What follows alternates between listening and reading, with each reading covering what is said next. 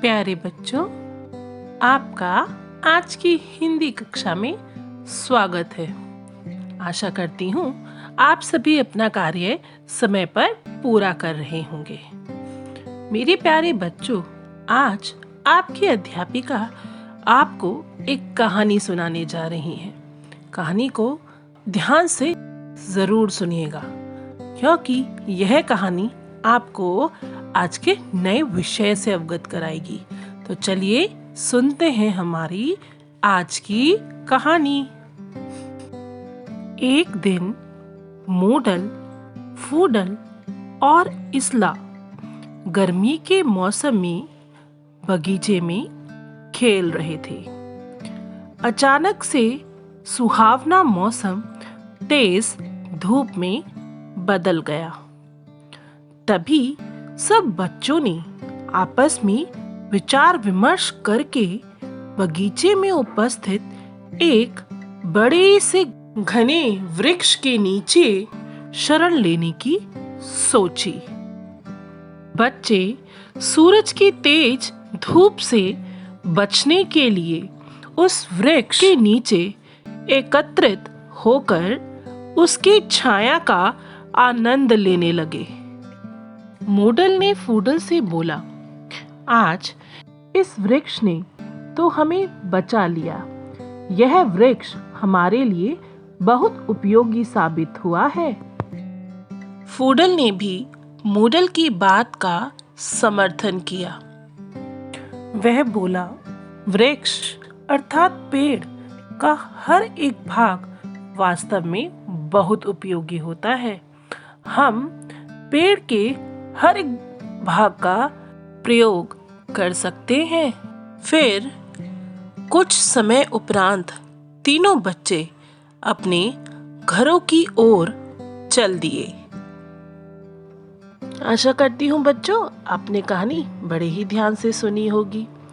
तो बताइए बच्चों, कहानी में किस वस्तु को महत्वपूर्ण और हमारे लिए बहुत उपयोगी बताया है? अध्यापिका इस कहानी में वृक्षों को बहुत ही महत्वपूर्ण व उपयोगी बताया गया है। बिल्कुल सही उत्तर अनन्या। वृक्ष वाकई बहुत उपयोगी और हमारे जीवन में महत्वपूर्ण होते हैं।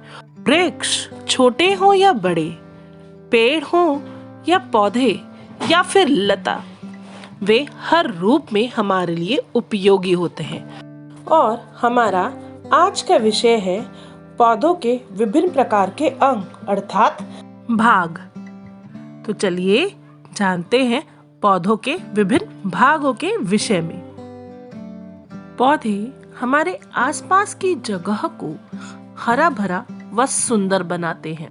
एक पौधा विभिन्न प्रकार के भागों से मिलकर बनता है। वे हैं जड़ें, तना, पत्तियां, फूल, फल।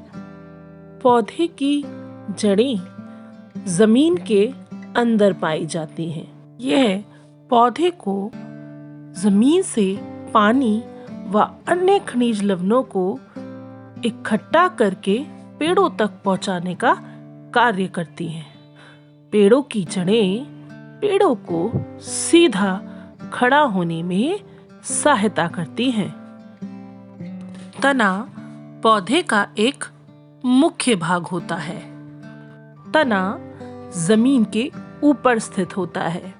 यह जड़ों से पानी व अन्य खनिज लवणों को एकत्रित कर पौधों के विभिन्न भागों तक पहुंचाता है।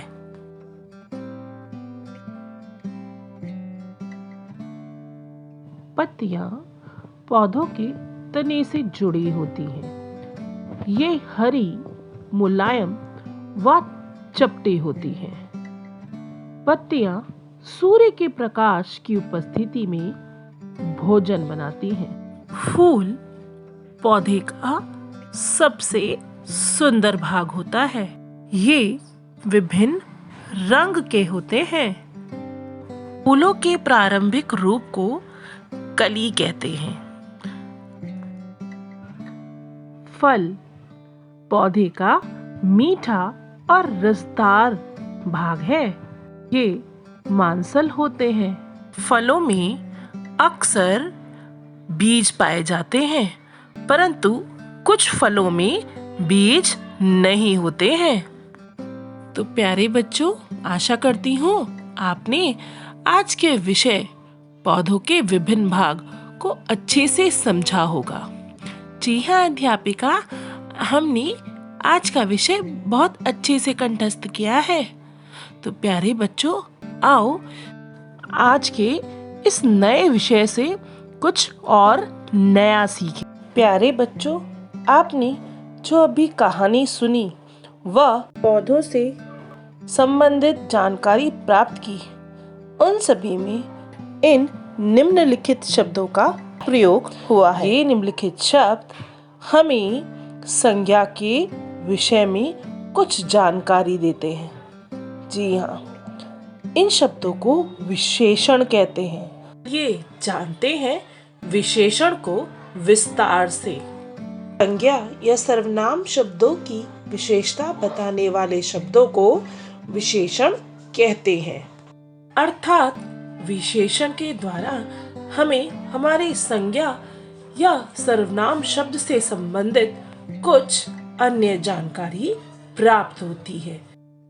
जैसे फल पेड़ के मीठे व रसदार भाग होते हैं। इस वाक्य में मीठे व रसदार विशेषण शब्द हैं, क्योंकि यह हमें फल की विशेषता अर्थात फल से संबंधित कुछ जानकारी दे रही हैं।